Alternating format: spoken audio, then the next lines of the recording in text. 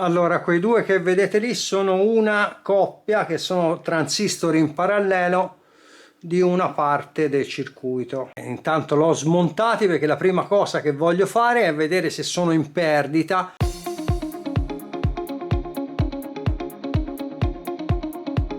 Buongiorno e benvenuti su The River Lab. Oggi abbiamo in riparazione un bellissimo amplificatore della Pioneer SA 9800 che me l'hanno portato da lontano e hanno detto che è già stato guardato niente po' di meno che da un centro assistenza e dato per irreparabile.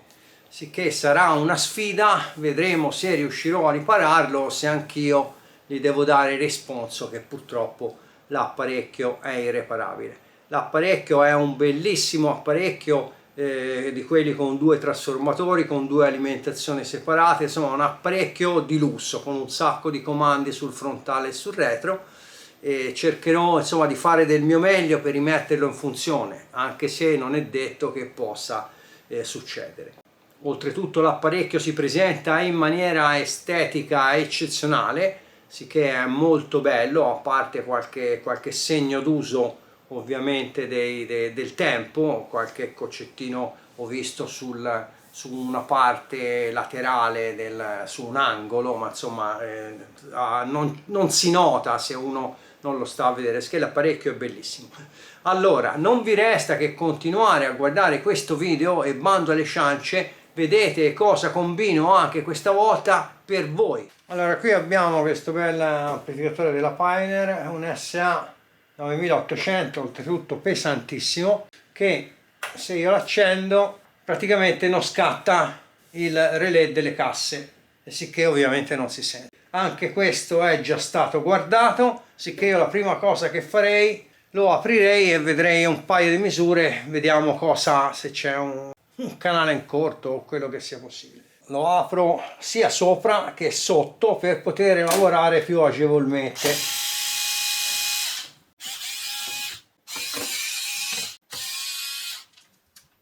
Senza indugiare gli tolgo subito il sopra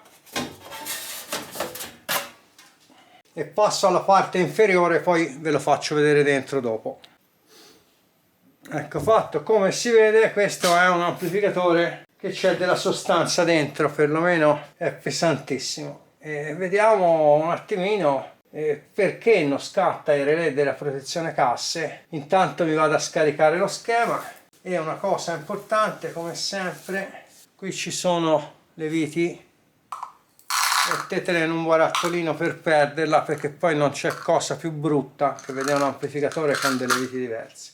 Allora, questo è un amplificatore che è molto bello, però ovviamente è costruito molto bene, ma per lavorarci è un problema, anche per smontare le cose è un problema. Comunque vi accenno una cosa, se non parte il relè ci potrebbe essere una tensione che arriverebbe sui finali se il relè intervenisse, sicché è facile che senta una tensione che non ci deve essere, una tensione in continua che sta andando sulle casse, ovviamente passa attraverso il relè e lo ferma. Allora vi faccio vedere una cosa, questi qui sono i due contatti di arrivo, i due fili che arrivano dai finali e vanno al relè. Il canale destro e il canale sinistro, non so se il verde è il destro o è il viola il destro, comunque non ha importanza.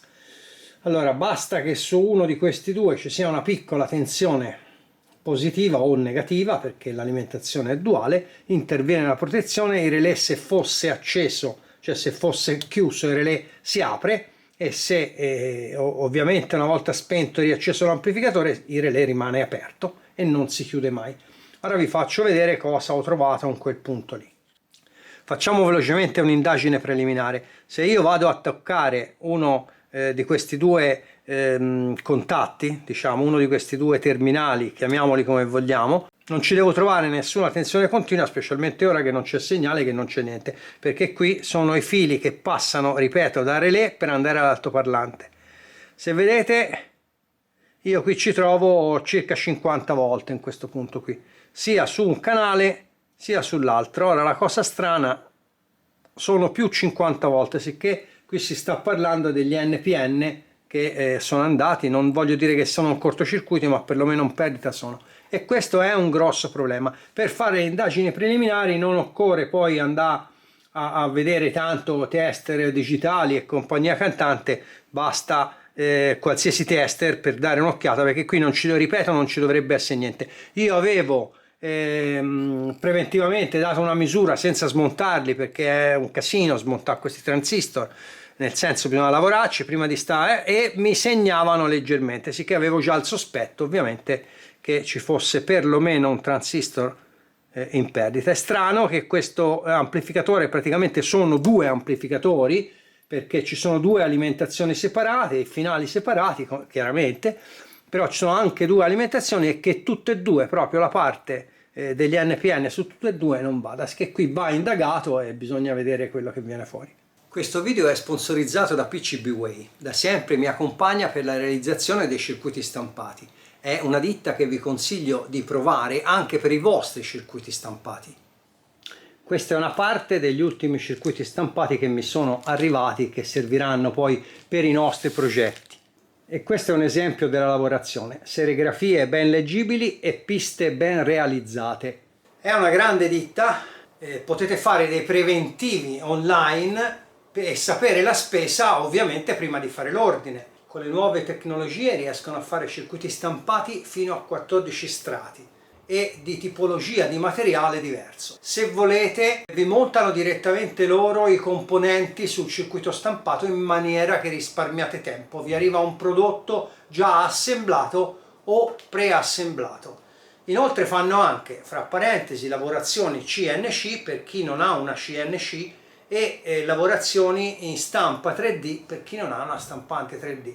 E è per questo che vi consiglio fortemente PCBWay. Allora, quei due che vedete lì sono una coppia, che sono transistor in parallelo di una parte del circuito, perché c'è destro e sinistro.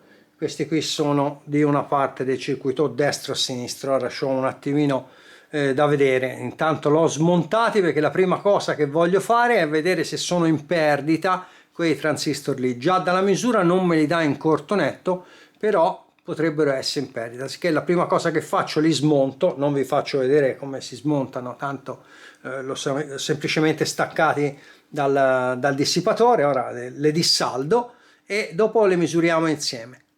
Allora, da una prima analisi risulta che uno di questi due transistor qui sia in perdita, e è per quello che ci trovavamo la tensione che poi impediva al relè di eccitarsi. Ora vi faccio vedere.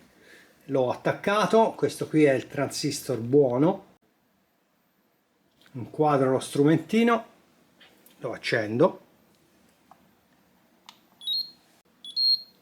e ovviamente non si vede niente, sicché lo sposto. Ecco qua, come vedete ci dice che il transistor è buono, ci dà il guadagno, questo transistor è buono. Ora mi sposto sul transistor accanto. Mi sono spostato sul transistor accanto e ora inquadro lo strumentino come prima e lo accendo. Eccolo qua, come vedete lo riconosce non come un transistor, ma addirittura come un doppio diodo. La stessa cosa la possiamo vedere tranquillamente anche con il tester. Ora vi faccio vedere. Ora non si vedrà benissimo, comunque se fate la misura con un tester andate a toccare base, collettore, emettitore. Vediamo se tengo fermo il transistor, e fra base, collettore, base, emettitore deve segnare di solito 0,6 o prossimo allo 0,6. Se inverto i puntali non deve segnare niente, vedete? E addirittura ovviamente ancora fra collettore e emettitore non deve segnare niente, e questo è quello buono. Allora, se io misuro l'altro transistor invece, ora vediamo se lo tengo fermo, base, collettore segna il giusto, base, emettitore segna il giusto. Se io inverto puntali, base, collettore non segna niente come deve essere, base, emettitore non segna niente come dovrebbe essere, ma se vado a toccare collettore, emettitore, come vedete segna una dispersione in entrambi i sensi, sicché questo transistor praticamente è andato. Intanto vi faccio vedere, lo sto alimentando con il Variac, ho calato la tensione d'ingresso per evitare danni. Questa accendo, questa è la parte dove non ho tolto i transistor e viene fuori un 40 volt che dovrebbero essere ovviamente più di 50 quando è a regime, però ripeto lo sto alimentando con meno tensione, e sì che c'ho da smontare la scheda e una volta smontata, cioè toglierla proprio dal posto e poi lavorare con la scheda a mano, che è una bella scocciatura. È una scocciatura perché ovviamente le misure poi le prendo male, devo fare delle misure statiche che non mi piace, ma come è messa non ci si lavora. Ora poi vi faccio vedere come è messa. Allora la scheda smontata è questa. Un'altra cosa che mi viene chiesta spesso, come faccio a pulire diciamo le schede. Allora questa è una scheda che non ha bisogno di essere pulita. Io quando le schede le posso smontare le metto diciamo nella macchinetta ultrasuoni e vengono belle pulite. Ovviamente in questo caso prima di metterle smonterei questi trimmer qui per non sciuparli. Si possono anche lavare, comunque si possono anche smontare visto che non ci vuole molto. Poi semplicemente con l'alcol isopropilico e il pennellino uno si deve mettere lì e pulire tutti i componenti. Questa ora non la sto a pulire, faccio solo per farvi vedere, e con la pazienza, ci vuole la pazienza, e pulire tutta la scheda con un pennellino. Questo è corto, con un pennellino più lungo. Si può usare prima dell'alcol isopropilico, addirittura si spruzza sul pennellino un po' di detergente dove è molto sporco, dove non viene con l'alcol isopropilico, e si pulisce bene. Quando si è pulito si immerge il pennellino in acqua pulita, meglio se distillata, si rifà l'operazione e poi se uno ha uno spray lo spruzza tutto con l'alcol isopropilico e poi dopo che l'ha spruzzato con l'alcol isopropilico l'asciuga col fono, lo soffia col compressore. E questa è una questione diciamo di pazienza. Ripeto, questa scheda qui non ne ha molto bisogno, sicché non la pulirò. La stessa cosa si può fare dove c'è stato diciamo intervenuto. Vedete qui questo transistor o è già stato cambiato o roba del genere, comunque è sporco. E anche qui con la pazienza, una volta si usava la triellina che ora non si trova più, anche qui con la pazienza, alcol isopropilico e poi uno lo pulisce fino a che, vi faccio vedere solo un pezzettino, fino a che non c'è una parvenza diciamo di pulizia. Per fare le pulizie da questa parte dello stampato uso un pennellino che ho tagliato in maniera che è più rigido, mentre dall'altra parte si può usare un pennellino a come si dice, con le setole più lunghe. Comunque uno deve fare tutta questa pulizia, poi l'alcol isopropilico fortunatamente evapora bene, e quando è evaporato vede se è venuto pulito bene. Se non è venuto pulito bene si riarma di pazienza e ripete la pulizia. Quello se uno è una cosa che vuole fare. Ora lo lascio asciugare e vi faccio vedere qui come è venuto solo in questo punto qui, e vedrete che questa sporcizia che c'era sul transistor è andata via. Ecco, vedete che su questo transistor che c'era tutti appiccicati i residui della saldatura sono andate via. Ovviamente, ripeto, sono lavori da fare con la pazienza. Se uno ha fretta non li può fare. Ora io rimonterò questa scheda. I transistor ovviamente si potevano togliere anche senza smontare la scheda, però visto che poi il problema me lo faceva su tutte e due le schede, l'ho voluta togliere per dare un'occhiata anche così sommaria diciamo agli altri componenti, per avere un'idea che non ci fosse dei componenti strani tipo i transistor differenziali guasti o roba del genere, prima di intervenire ulteriormente. A me mi sembra che vada tutto bene, la monto e speriamo di non doverla rismontare. Se qui va tutto bene, probabilmente anche nell'altra scheda sono i transistor e basta. Allora, qui sotto ci sono il condensatore di filtro. Io questo amplificatore l'avevo acceso per fare delle prove lunedì. Ieri era martedì e oggi è mercoledì. Ieri non sono venuto in laboratorio e io vi avevo accennato in un altro video, rispondo alle vostre domande, che i condensatori, se sono buoni, rimangono carichi per un certo periodo di tempo. Che avevo detto fate la prova, insomma potete rivedervi il video, i video ci sono apposta. Allora io vi faccio vedere che questo amplificatore, anche se è stato fermo, visto che i condensatori sono buoni, se io vado a andare a vedere se sono carichi o meno, spero che si veda il puntale, se io lo tocco vediamo se mi fa bugiare, eccolo qua, sono ancora carichi, vedete, si accende e si spenge il LED dello scaricatore e uno si deve mettere qui e scaricarli, sicché i condensatori, se sono buoni, rimangono carico a lungo, anche diversi giorni. Un'altra cosa che mi sono accorto, anche perché questo amplificatore, come purtroppo spesso di quelli che mi capitano, mi piacerebbe che non l'avesse guardati nessuno, ma sono stati già guardati spesso. E questo qui me l'hanno portato direttamente, mi hanno detto che era stato fatto vedere a un centro di non so dove, dopo averlo tenuto un po' di tempo, ho detto non si trovano ricambi, riprenditi l'apparecchio. Ora non è detto che io poi alla fine riuscirò a ripararlo. E mi sono accorto che anche, vedete, sto girando il cacciavite senza nessuno sforzo, anche probabilmente è stato controllato, ma poi sono stati come si dice, abboccate e basta le viti. Questa è strinta, questa qui che ho toccato prima è lente, e la stessa cosa in quelle altre viti, sicché ora le stringerò. Quando stringete i transistor, poi si vede dall'altra parte che li avevo smontati, mi raccomando, controllate bene che fra la carcassa e la letta del transistor, quella metallica, non ci sia conduzione, perché se no significa che l'amica di sotto è rovinata e fate cortocircuito non appena date corrente. Allora, il problema grosso di questi transistor è che non si trovano, sicché bisognerà a cose normali trovare un sostituto, che non è facile nemmeno quello, però la provvidenza questa volta ci viene in aiuto, perché io credo, devo vedere, ma sono sicuro quasi al 100% di smontaggio, di avere perlomeno uno o due di questi transistor qui smontati, e sicché funzionanti, provati e funzionanti. Se è così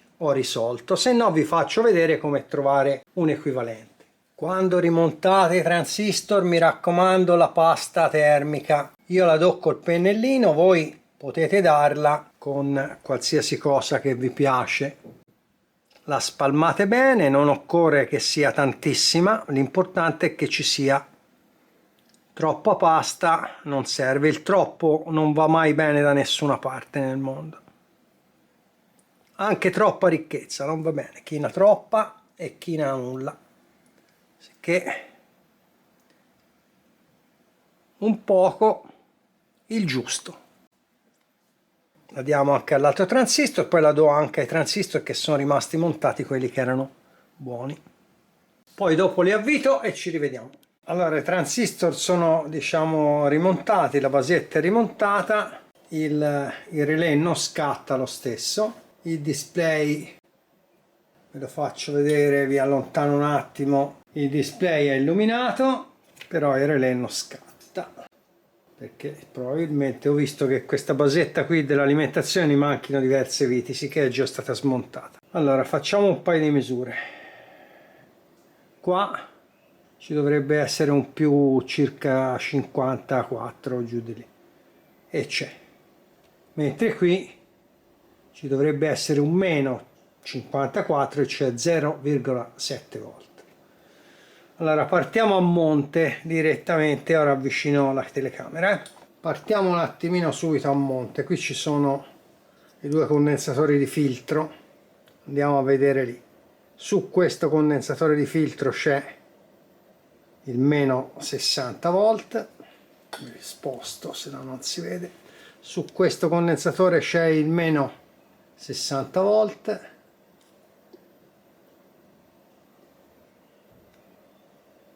eccolo qua, meno 69, meno 68. Su questo c'è il più 63, c'è un po' di differenza, ma insomma. Allora, questa resistenza qui, che la vedo un po' nera, da una parte c'è meno 69, se vado a toccare dall'altra parte c'è, non è 69 ma è 0,69. Guarda il caso, uno poi prende la misura e la prende per buona, vedete c'è il meno davanti, meno 69, poi c'è il punto e da questa parte a fregatura ci dà 0,69 perché il punto è qui, che ci fregherebbe. Poi il più, andiamo a vedere, dovrebbe arrivare su questa resistenza, più 63, e diciamo più 63 passa. Questa resistenza a questo punto qui è analoga a questa. Ora io posso fare una cosa, posso montare provvisoriamente una resistenza in parallelo a quella lì dello stesso valore per vedere se rifà il fumo o per vedere quello che decide di fare. Un lavoraccio, insomma, diciamo, no? Così fatto un po' alla carlona, ma per vedere velocemente se fosse solo quello.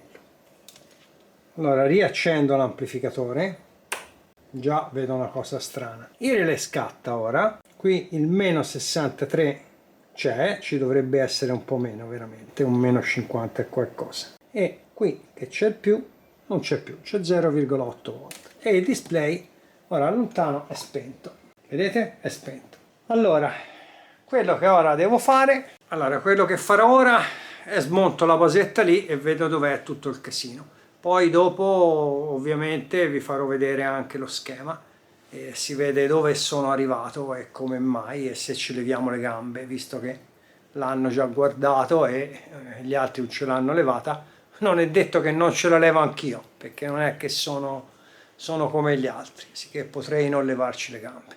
Allora voi non lo potete vedere, ma io lo sento. Vedete, se tiro questa basetta qui non viene né 3 né 2.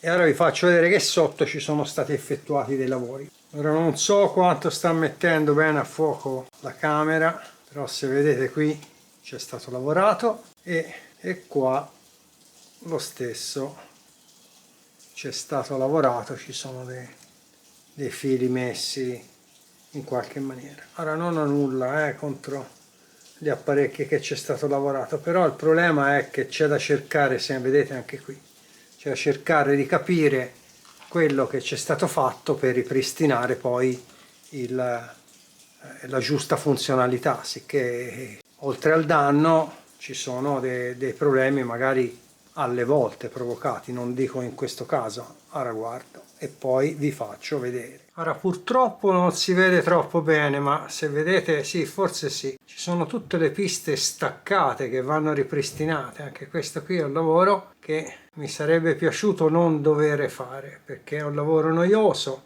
e lungo. Ho trovato il primo colpevole che era già stato sostituito e ci è stato messo un equivalente, un BCC40 al posto del transistor suo, e può andare bene questo. Però si è bruciato e ora io ci metto questo 2SA992 che è più simile all'originale, praticamente ha le stesse caratteristiche tranne la tensione di alimentazione che è leggermente più alta, 120 volt contro i 90 dell'originale.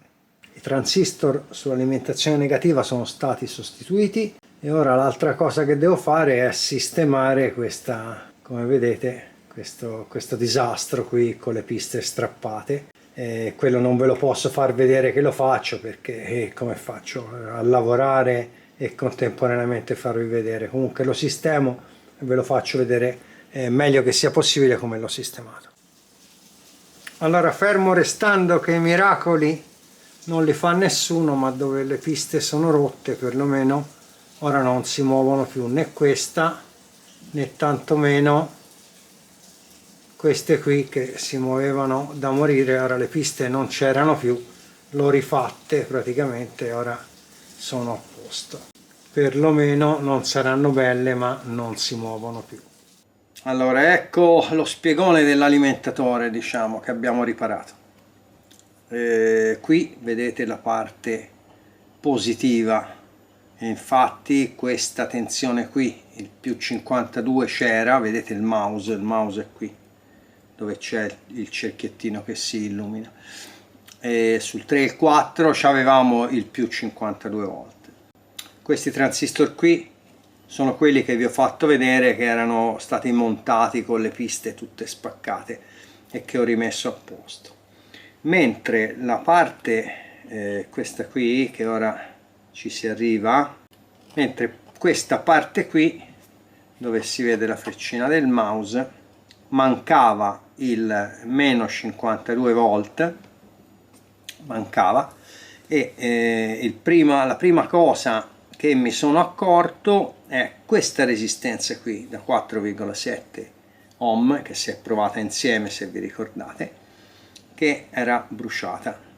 Mettendo provvisoriamente la resistenza in questo punto qui, praticamente qui uscivano invece che 52 volt tutti e 68 o giù di lì, oltre 60 volt, sì, che chiaramente non andava bene. Perché questo? Perché tutti questi transistor qui erano andati, sicché c'era dei transistor in corto e dei transistor mezzi in qualche maniera, sicché praticamente è come se andasse diretto qui il segnale e non funzionava niente dopo lo stesso. Anzi, il display, se vi ricordate, era spento addirittura anche quello. Sicché il FET, fortunatamente, che era più difficile da trovare, era buono. Questi transistor qui erano già stati sostituiti con equivalenti, cioè con transistor che ci potevano comunque andare, però probabilmente per qualche motivo si erano riguastati subito o dopo, non lo so se ha funzionato un po', perché come avevo detto era stato guardato, poi era stato reso al cliente.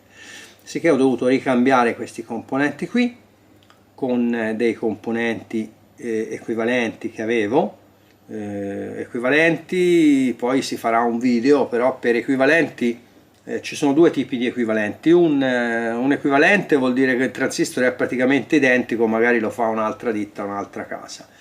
Oppure equivalenti nel senso che si possono montare nello stesso circuito senza alterare le caratteristiche del circuito. Io ho montato dei transistor, questi se non mi sbaglio hanno una VCE di circa 90 volt, l'unica differenza di quelli che ho montato è che la VCE era più alta, 120 volt, perché non avevo questi e questi qui non si trovavano, mentre gli altri li avevo e li ho montati. E sicché il circuito praticamente ha ripreso a funzionare regolarmente. Ho rimesso anche tutte le vitine qui, che praticamente su 6 viti ce n'era 2, non sono tutte uguali ovviamente a quelle che c'erano, ma non è che ho la fabbrica delle viti, però perlomeno la basetta è fissa. Provo a accenderlo ora, il display si accende anche se non lo vedete, lo vedrete dopo. Il relay è scattato, che è buon segno. Andiamo a controllare se ci sono le due tensioni negative e positive.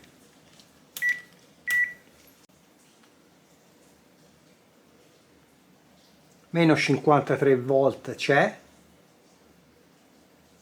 e più 53 volt sono 52,85, comunque ci sono. Le due tensioni che mancavano ci sono.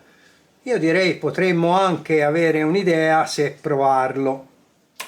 Vi volevo far notare una cosa: fino ad ora ho lasciato le lampade inserite in serie come sempre, infatti se io accendo faranno un guizzetto, vedete? Siccome l'amplificatore ha due trasformatori e assorbe parecchio, dopo non sarà possibile fare la prova lasciando le lampade, perché mi faranno troppa caduta di tensione. E allora in questo caso è molto importante, ora vi faccio vedere, è molto importante il fusibile elettronico come quello che vi ho fatto vedere in un video, che in caso ci fosse dei problemi noi possiamo regolare la corrente. Mettiamo qua, ora siamo a 3 ampere, e ci fosse dei problemi dell'amplificatore quando non è protetto dalle lampade, scatta quello, perché se no rischiamo, se ci fosse dei problemi durante il funzionamento, di friggere un'altra volta l'amplificatore. Sto inquadrando l'oscilloscopio e darò un po' di potenza all'amplificatore e qui si cominciano a vedere le sinusoidi, però sarebbe troppo bello, visto che c'è stato questo guasto sull'alimentazione, i transistor sono andati, c'ho un attimino di sospetto. Ora alzo piano piano Vedete che è successo? C'è stata un'oscillazione, guardiamo se dopo riusciamo a vederla meglio. L'amplificatore si è spento e guardate che è successo. Vedete questi tre LED lì indicano che c'è stato un sovraccarico e il fusibile elettronico è intervenuto. Se non c'era il fusibile elettronico, con molta probabilità si ribruciava qualcosa nell'amplificatore. È per quello che dico che è importantissimo, perché interviene in tempi rapidissimi. Ritorniamo a vedere se quello che ho visto è un'auto-oscillazione. Allora, questa volta, per limitare il sovraccarico un attimo sul fusibile elettronico, alzerò un canale solo, ho bilanciato tutto da una parte e vediamo se quando si arriva a un certo punto c'è un guizzo di frequenza e se riesco a tirare indietro.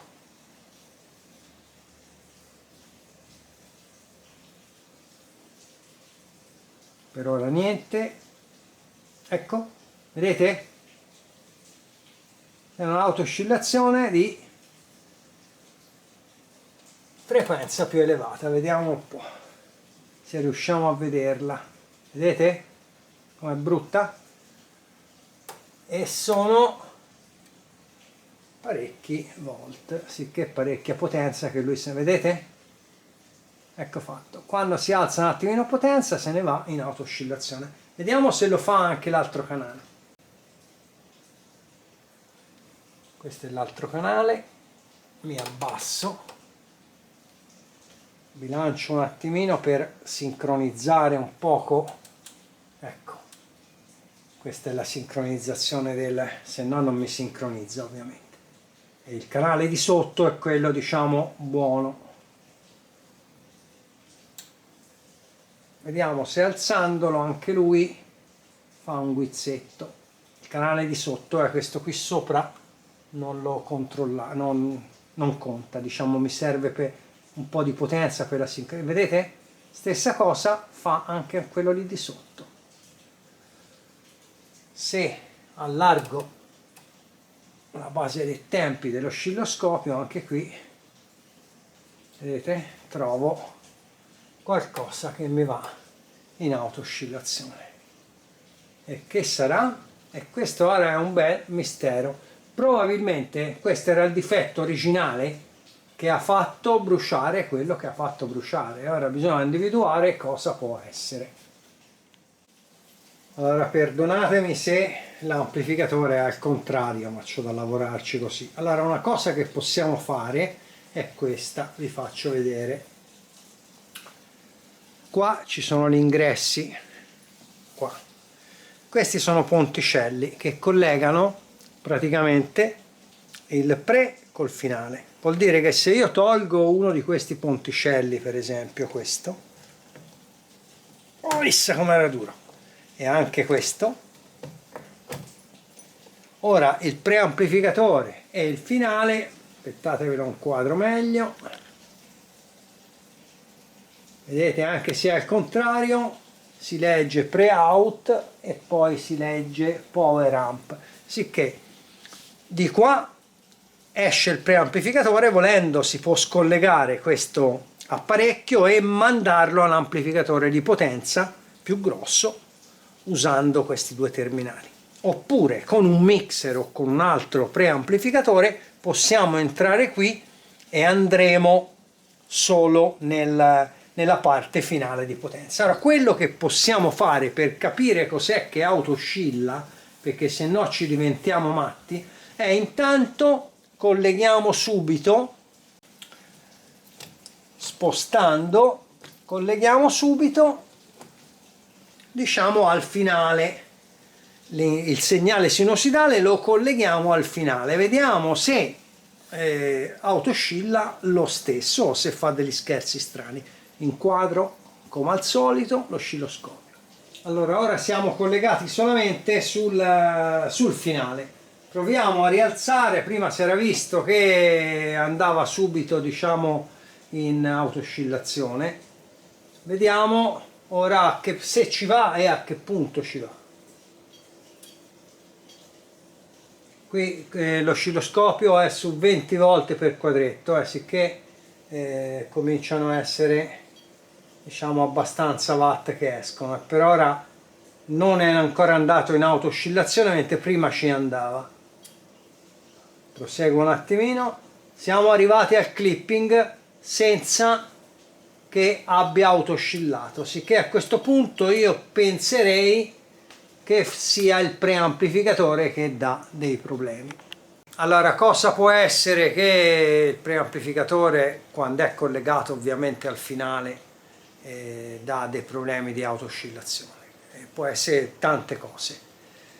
Può essere qualcosa che se n'è andato nel circuito e compagnia cantante, come si dice, però il fatto è che lo fa su tutti e due i canali. Ora è difficilmente, anche se non è impossibile, su tutti e due i canali, diciamo, si presenta lo stesso guasto. Allora io la prima cosa che farò, sempre solo per esperienza e non perché sono il genio della lampada, smonto il frontale e do una bella pulizia a tutti i commutatori, ai potenziometri, perché non è detto che se qualche commutatore fa male contatto non potrebbe alla fine mandarlo in auto-oscillazione quando arriva un pochino più di segnale.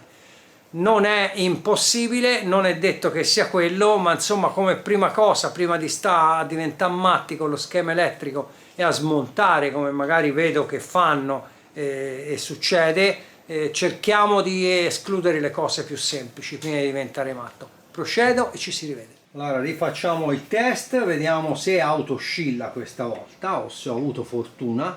L'oscilloscopio è messo 20 volt quadretto per canale. Ora lo inquadro meglio. Prima, diciamo, intorno alla metà della potenza iniziava ad autoscillare. Ora vediamo cosa succede. Aumento.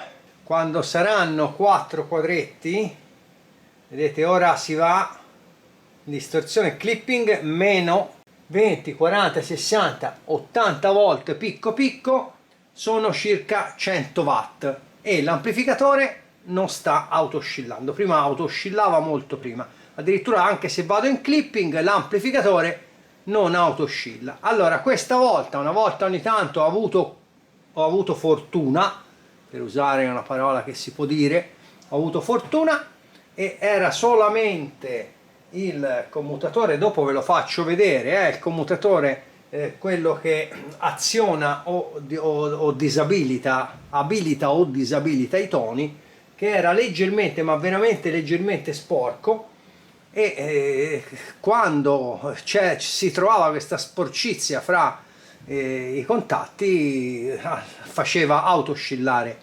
diciamo, l'amplificatore, il preamplificatore, diciamo, iniziava a dare nel matto. Si vede che creava delle capacità parassite, quello che sia, insomma. È bastato muoverlo un attimino, mi sono accorto subito che era lui, dopo vi faccio vedere, e è bastata una bella pulizia con alcol isopropilico senza nemmeno essere necessario smontarlo, perché in realtà non era molto sporco. Ci sta che ci fosse addirittura anche solamente dello sporco finito dentro, della polvere, perché i commutatori sono aperti e è tanto che era fermo. Ora facciamo le tarature, qualcuno si annoierà, comunque le tarature di rito vanno fatte, bias e compagnia cantante vanno fatte, e poi dopo facciamo un ripasso di quello che si è fatto in questo amplificatore. Gli diamo, diciamo, di vintage con questo tester qui, spero che si veda i numerini, che si vedano bene. È messo 200 mV fondo scala. Andremo la prima cosa a controllare l'offset, che diciamo il datasheet dell'amplificatore, il service manual dell'amplificatore dice che massimo deve essere 60 mV, se no va regolato VR1 e VR2. Partiamo da un canale. Ora l'amplificatore è spento, ovviamente l'accendo, aspettiamo che scatti il relè. È scattato il relè e come vedete, diciamo, ci siamo, rimane a 0 Proviamo l'altro canale, rimane a 0 anche quello, sicché diciamo l'offset va bene. Attendo un attimino e lo lascio scaldare un pochino, vediamo se cambia qualcosa. Spero che si veda bene lo stesso. Sono diciamo una decina di minuti che ho acceso l'amplificatore, 3,6 mV, che siamo lontani dal massimo 60 mV. Proviamo l'altro canale, sicché io direi che a questo punto almeno l'offset non è necessario regolarlo, perché corrente sui diciamo finali, corrente che va agli altoparlanti, tensione che va agli altoparlanti, non ce n'è assolutamente niente, e sicché rientra perfettamente nelle specifiche. E questo trimmer non lo andiamo a toccare, perché come vi ripeto, meno si tocca e meglio è. Facciamo le altre regolazioni. Allora, per la taratura del bias dobbiamo regolare questo trimmer qui, vi faccio vedere su un canale, sull'altro poi è specifico, sull'altro poi lo faccio io, intanto vi faccio vedere su questo. Bisogna regolare questo canale, questo trimmer qui, per avere circa 56 mV, sia fra qui e qui, sia spostando i terminali sugli altri due punti.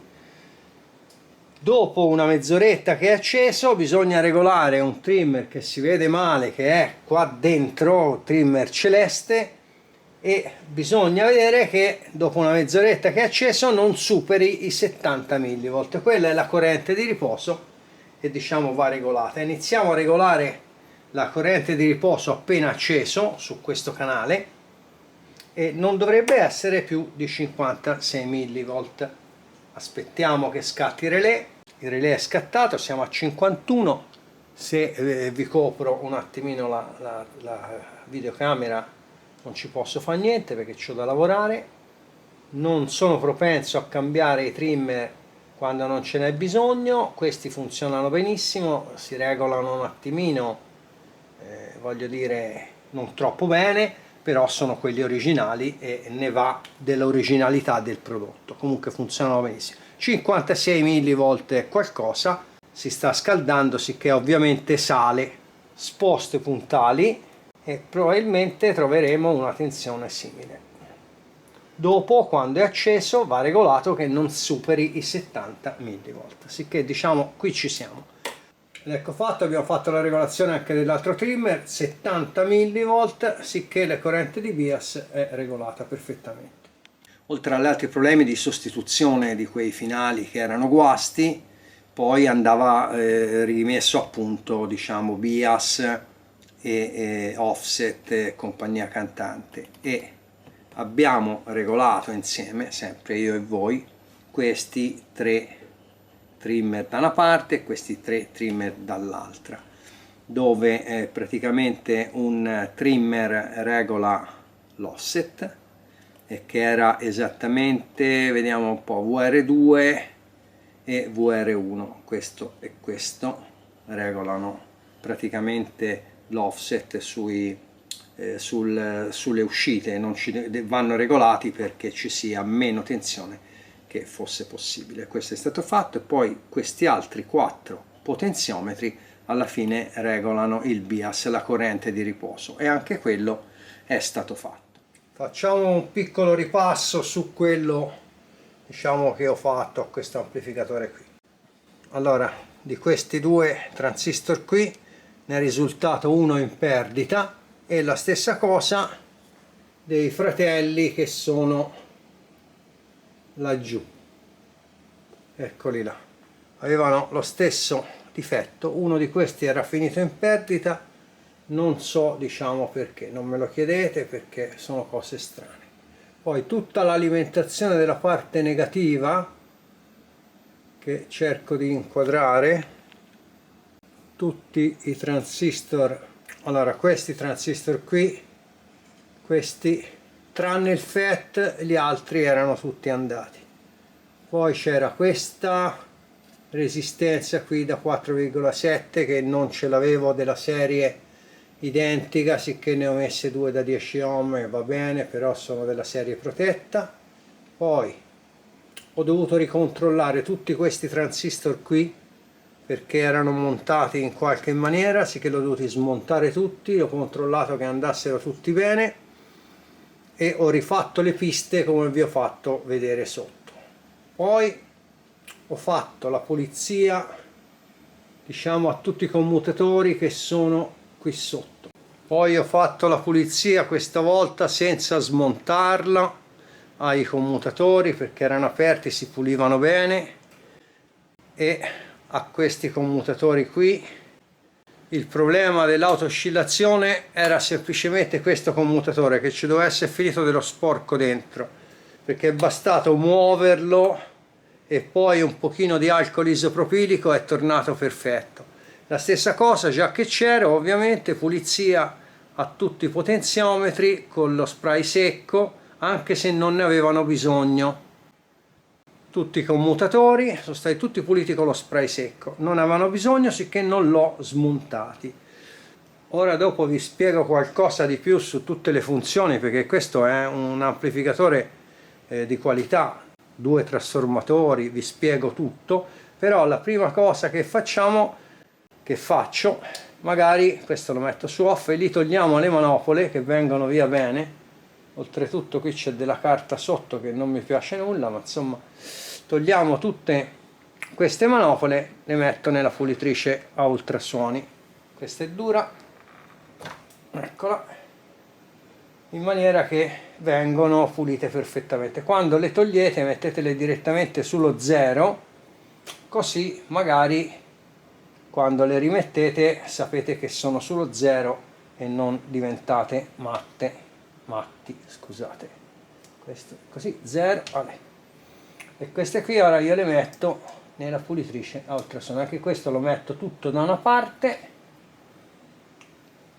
e questo qui lo metto tutto da una parte, anche lui, così so come fare. Questo qui lo metto sempre dalla parte destra, così so come rimontarlo. E questa manopola più grossa ci vuole una brugola.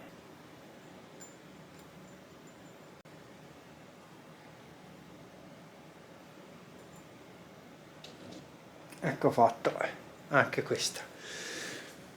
Le metto nella pulitrice a ultrasuoni e mentre lei pulisce noi facciamo una pulizia di sopra, e anche qua vi faccio vedere come farla. Il davanti del mobile, del frontale, con uno straccettino umido, vedete esce lo sporco, lo pulite nei vari anfratti. L'importante è uno straccettino umido bello strizzato. Se non occorre smontarlo, ovviamente non occorre, se è pulito e non occorre smontarlo, però una pulizia gliela date. La stessa cosa alle manopoline che rimangono se non le volete smontare, e dopo nei punti dell'amplificatore, e lo stesso al mobile dell'amplificatore. Se vedete c'è un po' di sporco, tipo qui c'è un po' di sporco, lo pulite, stando attenti alle scritte, lo passate tutto come sto facendo io. Ora vi faccio vedere una parte, ovviamente poi voi lo fate ovviamente dappertutto. Una volta che è pulito tutto, che vedete che l'avete, diciamo, pulito, è tornato bello pulito, prendete panno di carta, lo asciugate tutto e poi lo rimontate. E la stessa cosa vi faccio vedere al dentro, si farà anche dentro. Anche qui asciugate tutte le manopoline che non ci rimane le gocce dell'acqua. Tutti questi commutatori, tutti questi qui, ora mi sposto, tutti questi commutatorini qui li pulite tutti, le asciugate e torna come nuovo. Una volta che avete tutte le manopoline asciutte, pronte, le rimontate, stando attenti che siano al centro. Le avevate lasciate al centro, ma comunque stiamo attenti che vadano a finire comunque al centro, perché quando l'amplificatore è pulito dovete pulirlo l'amplificatore, perché quando è bello pulito suona anche meglio. Non questo in maniera reale, però se lo pulite e lo rendete bello, psicologicamente per chi prenderà l'amplificatore in mano un'altra volta sembrerà più bello e psicologicamente suonerà meglio. Se lo lasciate, magari vi portano un amplificatore sporco, lo lasciate tutto sporco, sembra che nonostante magari ci avete ammattito da morire, che non abbiate fatto nulla. Questo è il consiglio mio, poi ovviamente ognuno fa come vuole. Ora si rimonta anche questa. Questa qui, come vedete, è una monopolina, non so se si vede bene, ora l'avvicino, una monopolina tutta metallica, che ripeto, l'amplificatore, questo qui è un grande amplificatore, è di qualità. Ora la rimonto e risuono da voi.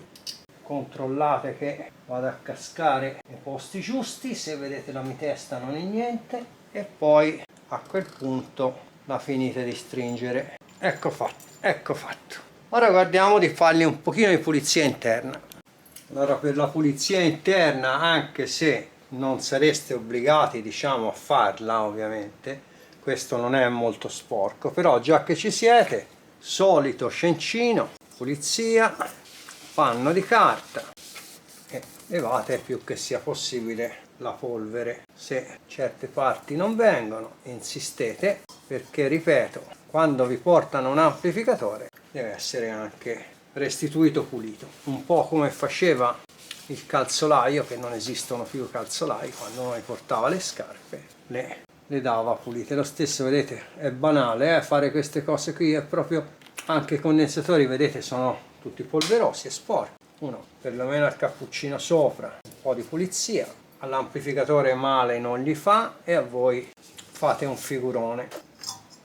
Un'asciugatina col panno carta, perlomeno da levargli, diciamo, il più grosso della polvere. I trasformatori, solito discorso, vedete, sono sporchi. Non dico le dovete far tornare nuovi, non mi fraintendete, ma insomma, un pochino sporco e tolto, non fa altro che bene poi alla vista e voi avete fatto un bel lavoro. Ecco, questa è l'idea. Ora poi proseguo da me. Come vedete, se le vediamo tutte e due, questo è sporco, quello è pulito, insomma fa un'altra impressione. Un'altra cosa che mi sono accorto è questa lampadina che è della spia dell'interruttore, che è bruciata e che per cambiarla teoricamente bisognerebbe smontare tutto il frontale, cosa che non ci penso nemmeno, e vedo, sono riuscito a toglierla di lato, vedo se riesco a incastrarne una nuova di lato, perché se no, se devo smontare tutto il frontale mi prende male a questo punto. Allora io proverò a metterci questo piccolo diodo, vediamo l'effetto che fa. Se si illumina la rimedio così, perché smontare tutto il frontale per andare a cambiare la lampadina, io non so che ci vanno nella testa a progettisti, ma io non ho ammazzato nessuno per dover fare una cosa del genere. Allora qui in mano ho un prova diodi LED e come vedete, se io alimento il LED si accende tranquillamente e va bene così. Ora gli calcolo la resistenza, vediamo che tensione c'è e qui siamo a posto. Per sommo gaudio nostro, ovviamente è una battuta, abbiamo 56 volt in alternata che vanno ridotti va calcolata una resistenza per adattarla, diciamo, al diodo LED. Allora veniamo a noi di come ho fatto. Praticamente qua vediamo un po', questo è il filo nero che andrà diretto, poi ci ho messo una guaina termorestringente, dopo la stringo e poi metterò un'altra guaina termorestringente qui. Questo è il filo della lampada, è il filo che alimentava la lampada a 50 erotti volt, passerà attraverso questa resistenza e ci ho messo un diodo, diciamo, per proteggere il diodo LED dalle tensioni inverse. Dai conti fatti ho fatto assorbire al LED 10 mA e veniva appunto una resistenza da 4700 ohm, circa mezzo watt, come è questa, sicché non dovremo avere problemi. Allora ecco come è venuto il lavoro: una guainetta rossa dove c'è la resistenza e il diodo dentro, una guainetta di quelle trasparente per l'altro filo. Ora le fisso qui da una parte insieme magari con questi altri fili qui, con una fascettina, e abbiamo risolto i nostri problemi. E accenno una cosa: qualcuno avrebbe detto io ci avrei messo una lampadina originale, e ora è difficile trovare le lampadine da 56 volt, o da 50, quello che sia, ora non mi ricordo quanta era la tensione, abbiamo misurato insieme. Magari ci sarà qualcuno che le vende, però non è che si può tenere un amplificatore aperto sul banco e aspettare che ce le mandino dalla Germania, dalla Cina o da dove. Altri avrebbero detto comunque io ci avrei messo un LED perché dura di più. Ecco, io ho fatto la seconda opzione, ci ho messo un LED così non si brucerà mai più. Allora diamo un'occhiata al LED se si accende. Considerate qui c'è molta luce, sicché la luce che vedremo dal LED sembrerà anche più bassa di quello che è. In un salotto si vedrà bene, e questo, diciamo, qui ci siamo. Sposto la videocamera, questo è l'amplificatore nel suo insieme. Se alzo il volume si accende il V-meter, tutto funzionante. Ecco fatto. Io direi di passare ora alle mie noiosissime prove. Chi ovviamente non le vuole vedere può saltare. Alla fine delle prove vi farò vedere il frontale dell'apparecchio, i vari comandi, vi spiego perché questo, come ripeto, è un apparecchio di qualità. Vi ricordo che sono 20 volt per quadretto, sicché quando saranno 80 volt picco picco saranno 100 watt. Ogni quadretto è 20 volt, sicché 4 quadretti. Ora siamo 2 quadretti, 4 quadretti circa, sicché diciamo 100 watt le eroga e va praticamente in clipping, e c'è il blocco qui della sovracorrente dei transistor, praticamente del sovravattaggio che protegge l'amplificatore, si ferma a circa 100 watt, sia in distorti che quando andiamo in clipping. Che 100 watt se le eroga tutti praticamente. Ora che abbiamo visto che la sua potenza la eroga tutta, guardiamo brevemente la distorsione e poi si guarda la banda passante. Ecco fatto, siamo su un canale, poi proviamo quell'altro a 50 watt, praticamente siamo 0, c'è il punto, che 0,0097, sì, che è più che accettabile. E proviamo ora l'altro canale un attimino, che sposto tutto perché ora sparirà ogni cosa. Rialzo al punto giusto, riattacco lo strumento e siamo a 0,088, sicché è molto simile. 0,0088, guardate, 0,009, questo è molto prossimo, sicché come distorsione ci siamo. E direi praticamente ora di passare alla banda passante. Allora vedete l'analizzatore audio che è inquadrato, quando parte vedrete lampeggiare qua perché andrà avanti di frequenza. Ora inquadro il computer che lo comanda, setto lo 0 dB come referenza e gli do lo start. Va avanti, parte da 20 Hz, va in su, qui vedete, ora siamo a 32, 40 Hz, la stessa cosa vedete sul misuratore, sull'analizzatore audio. Io ora non vi sto poi a inquadrare tutto, sto zitto e quando è pronto ve lo faccio vedere. Quando è pronto si vedrà il grafico con il responso. Ecco, vediamo. Qua c'è il grafico e se io lo sposto, come vedete, l'attenuazione, ve l'ho già detto, si misura, si considera quando è 3 dB, 5 dB sono qui, sicché 3 dB saranno orientativamente qui, 20 Hz è praticamente costante e l'attenuazione anche a oltre 20.000 Hz rimane costante, non c'è.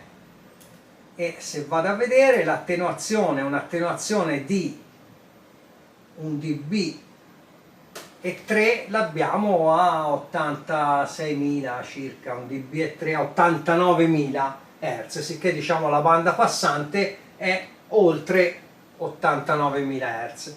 Ora io farei una cosa, la prova del 9, aziono il filtro a 8 kHz e se vedete rifacciamo il set dello 0 dB. Io gli do lo start un'altra volta e questa volta ovviamente non arriverà a la frequenza di quasi di oltre 80.000 Hz, ma si fermerà molto prima, la curva attenuerà prima perché ho inserito il filtro subsonico da 8 kHz che taglia tutto quello che è sopra 8 kHz. Ecco, vedrete è apparsa la curva e se vi ricordate il filtro che ho inserito tagliava sopra gli 8 kHz. Se noi andiamo a vedere, qui abbiamo un'attenuazione di 3 dB già a 7789, sicché a circa 8700 siamo a oltre 3 dB e il filtro vuol dire che funziona. E praticamente se andiamo a vedere dove prima la frequenza di circa 87.000-88.000 Hz è tagliato addirittura di 26 dB, sicché chiaramente è inudibile. Che l'amplificatore funziona, i filtri che ci sono funzionano, e ora direi di rimontarlo e poi vi faccio vedere il frontale dell'apparecchio e vi spiego come funziona.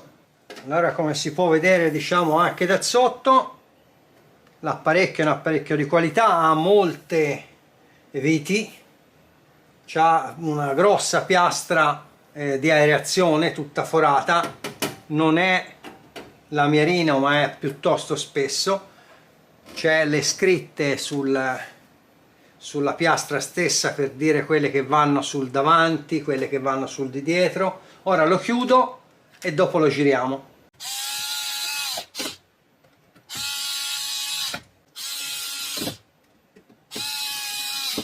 Anche visto dal sopra si vede che è di qualità, ovviamente, due trasformatori separati, due alimentazioni separate, le schede per ogni canale, dissipatore per ogni canale massiccio, e l'apparecchio ora si può chiudere. Allora, dopo averlo visto dentro lo possiamo vedere fuori, e anche fuori diciamo è notevole. Selettore degli altoparlanti, ce l'hanno in tanti. Poi abbiamo il selettore ovviamente per tutti gli ingressi, c'ha due testine addirittura, due testine magnetiche, fono, un altro, tuner e out. Poi ovviamente per il registratore abbiamo la possibilità di scegliere con questi commutatori qui l'impedenza della cartuccia e le caratteristiche della cartuccia magnetica che ci andiamo a mettere. Abbiamo il selettore qui per poterlo avere in stereo, normalmente si lascia in stereo, poi stereo reverse, e destro più sinistro, solo sinistro, solo destro. Abbiamo il muting, che ce l'hanno altri, lo stesso loudness che hanno altri, il solito bilanciamento, poi abbiamo il controllo degli alti, controllo dei bassi, filtri subsonici, uno che arriva a 15 kHz, cioè che fa da 15 kHz in là, sopra, quindi che taglia tutto quello che è sopra 15 kHz, e addirittura un altro che taglia tutto quello che è sopra gli 8 kHz. Abbiamo il tono inseribile o disinseribile, in maniera che questi possono lavorare o possono non lavorare. Ora in questa maniera in alto è su off, e addirittura abbiamo la possibilità di intervento dei vari bassi e alti, qui 400 Hz o 200 Hz, e qua lo stesso 2,5 kHz o 5 kHz, sicché abbiamo veramente tutti i comandi completi. Possiamo attenuare in questa maniera qui la luminosità del display, e anche questo video qui è praticamente finito. Allora, anche questa riparazione è finita e spero che vi sia piaciuta. È stata abbastanza complicata, l'apparecchio era già stato guardato come spesso mi capitano, però insomma sono riuscito, ripeto, perché perché siamo io e voi che lo ripariamo insieme, voi che lo guardate però mi aiutate me a ripararlo, e sicché siamo riusciti a finire la riparazione, e spero che vi sia servito a qualcosa, che a qualcuno sia servito, diciamo, come spunto, perché chiaramente non sono riparazioni fatte per far vedere oddio come sono bravo o come non sono bravo, ma sono riparazioni fatte perché dovete trarci degli spunti per le vostre di riparazioni o per qualcosa, o per passare anche un po' di tempo, semplicemente vi mettete a guardare il video e passate un po' di tempo. Se il video vi è piaciuto, come al solito mettete un mi piace, chi vuol fare qualcosa di più può acquistare un super like. C'è anche il nuovo canale Patreon che è aperto e se qualcuno vuole può iscriversi. E chi vuole può anche abbonarsi al canale, lo dico sempre, qualcuno brontola, dice: oh, ma dici sempre di iscriverti e di abbonarsi, e la pubblicità è l'anima del commercio. E sicché questo video è concluso e noi ci vediamo, mi raccomando, al prossimo video. Ciao a tutti!